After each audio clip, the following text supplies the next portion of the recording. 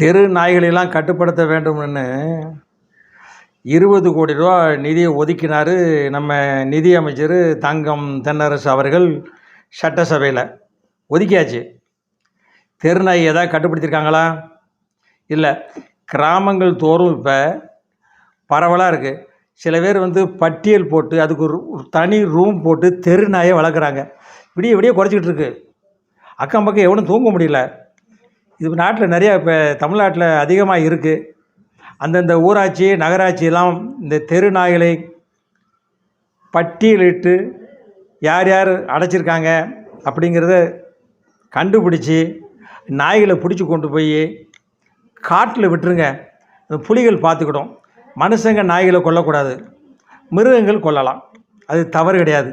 அது தெரு நாயெல்லாம் பிடிச்சி கொண்டு போய் கூண்டில் வச்சு காட்டுக்குள்ளே விட்டுட்டிங்கன்னா புலி சிங்கம் சாப்பிடும். அதுக்கு இறை இல்லாதனால தமிழ்நாட்டுக்குள்ளே வருது.